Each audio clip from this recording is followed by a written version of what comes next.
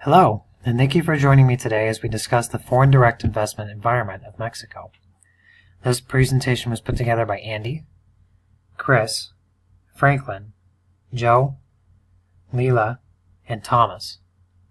Before we present our top 3 product ideas, we will need to explore the cultural, political, and economic atmospheres of Mexico. It's the recent developments in culture, politics, and the economy which have made any foreign direct investments in Mexico extremely profitable. To begin, Mexico's Hofstede cultural dimensions differ wildly from the United States in a few regards.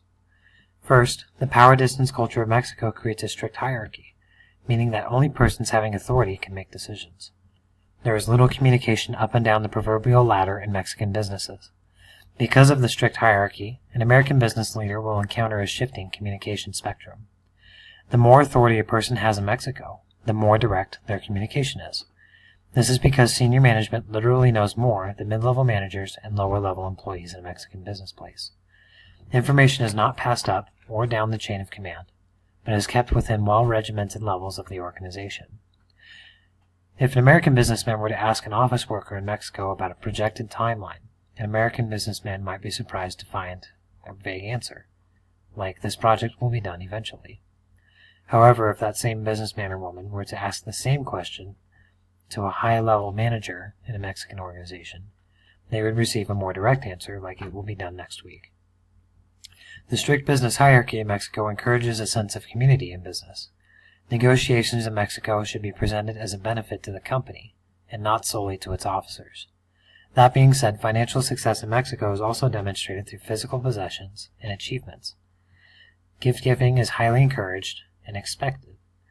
And if an American employer were to employ Mexican employees as their labor force, it's also expected to bestow prestigious job titles. Mexican business leaders avoid uncertainty like the plague, so American businessmen and women need to come to the table with a detailed plan and timeline in order to do business. Finally, Mexico has a short-term and indulgent culture. Business plans need to be presented in short, simple time frames, emphasizing emotional response, passion, and excitement, rather than long-term plans that use deliberation and logic. Any timeline plan that requires long-term focus needs to be broken up into smaller benchmarks.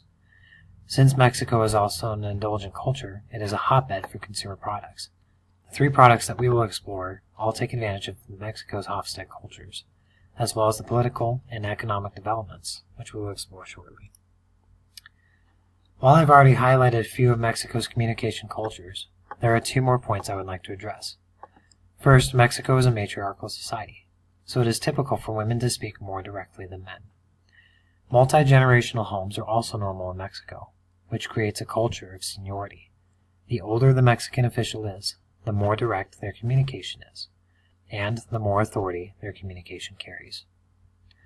Second, whereas Americans are expected to arrive on time to begin work, Mexicans expect work to begin when they arrive.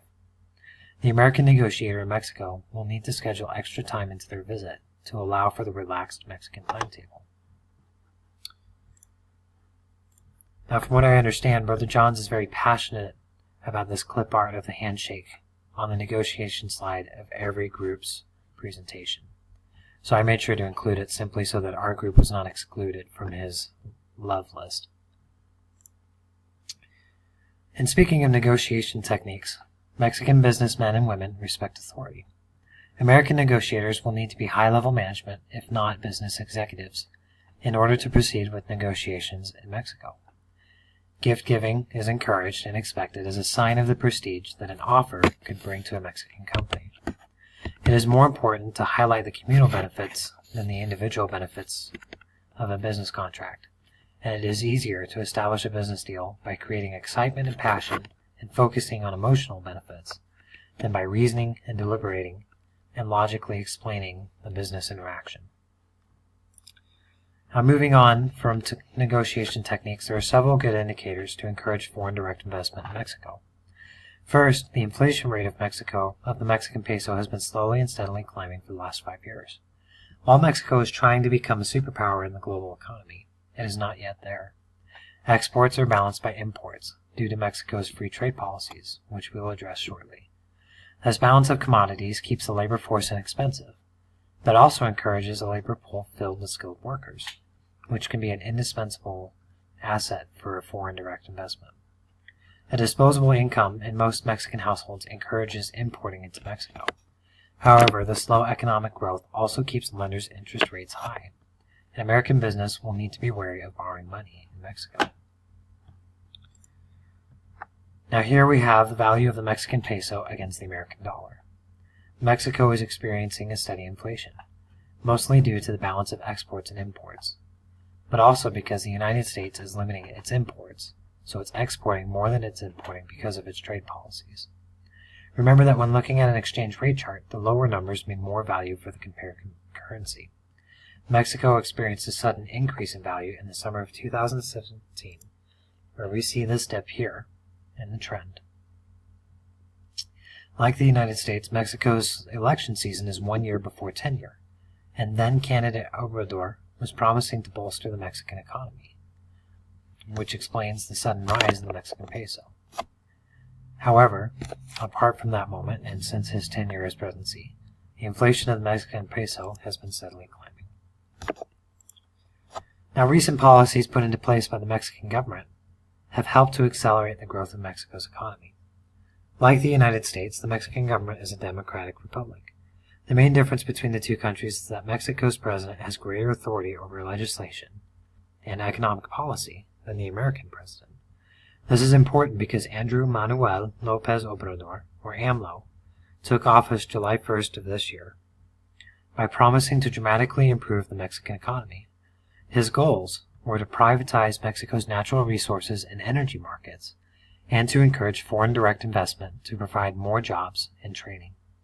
President Obrador is also targeting education, hoping to train the next generation of business leaders to help push Mexico's economy further into the black. Mexico has other regulation policies which can affect foreign direct investment. First of all, for a company looking to develop in Mexico, Mexico has a 75-day waiting period for obtaining building permits. The United States does not enforce a waiting period, although there can be a 6-week review process if the project is complex enough. Second, Mexico requires that any land developments be majority held by Mexican business interests. This policy is more to encourage international partnerships than to deter foreign direct investments. It's to help retain value in Mexico, rather than allowing that value to pass through as Mexico has done.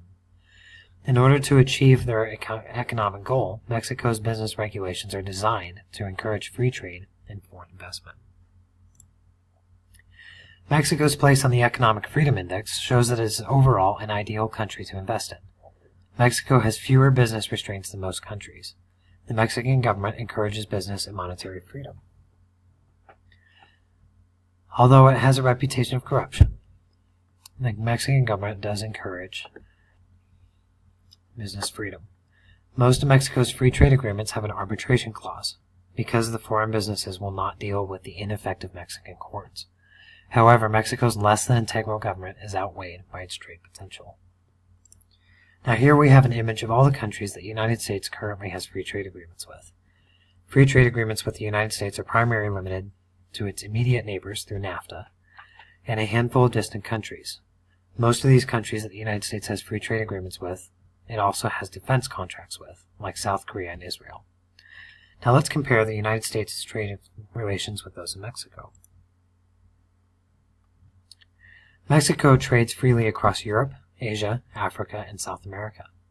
Mexico has fewer tariffs and encourages free trade through its economic policies. By creating so many free trade agreements, Mexico has established itself as a hub of commerce in the global market. The primary imports into Mexico are automotive parts, electronic components, and corn. The primary exports from Mexico are finished automobiles, consumer electronics, and processed foods and drinks. If you will notice, these products that I have listed are created from the products that are imported into Mexico. Mexico has a balanced trade. Its imports balance its exports, which is why the inflation rate steadily increases, rather than increasing exponentially so that you're adding value to the Mexican economy. The industries with the greatest potential in Mexico deal with manufacturing, natural resources and energy, and consumer products. The fastest growing commercial area in Mexico is the Yucatan Peninsula, followed closely by cities along the coastlines, and those cities that are along the United States border. President Obrador's recent bills to privatize energy and facilitating foreign direct investment have thrown open the doors for foreign businesses. Despite the fact that there is steady inflation in Mexico, its labor force is still inexpensive and still skilled, which makes Mexico an ideal place for manufacturing and development. Now, the first product that we would like to propose takes advantage of Obrador's recent bill to privatize energy. As a country, Mexico's utility service is intermittent at best. President Nieto, President Obrador's predecessor, passed a bill requiring Mexico to become a green energy country by the year 2024. President Obrador opened his presidency by hosting an energy auction, selling service contracts to foreign companies for solar and wind farms. The largest contract was awarded to an Italian energy solutions company called Enel Green Power. Their new Villanueva plant will service 1.4 million Mexican households near central Mexico. While 1.4 million is a large number, it is only 4% of the reported Mexican households. President Obrador is expected to host several more energy auctions to fill the need for green energy in Mexico. The second type of product proposed is a pop culture influenced apparel. This includes merchandise related to all types of video games, movies, television shows, and comic books. The biggest trend in this sector is Japanese anime. The demand for apparel in Mexico is growing, rapidly rising 12% annually. Current consumers do not have a store location to view or try apparel. Instead, they have to turn to online retailers such as Amazon and Wish.com.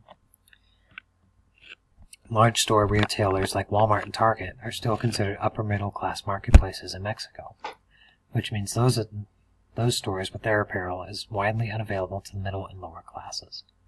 To emphasize the popularity of pop culture apparel, Mexico has begun hosting Comic-Con conventions, PopCon conventions, and Expo TNT conventions to fill the pop culture need. The apparel at these events is expensive. It's usually limited in variety and is only available whenever the conventions are held. The pop culture apparel market is rife with counterfeits. In order to protect against undermining counterfeit goods, the Mexican government requires the use of an importer registry, which is called Padrón, to prevent the sales of apparel. Mexico also charges a 16% value-added tax to help deter low-budget knockoffs.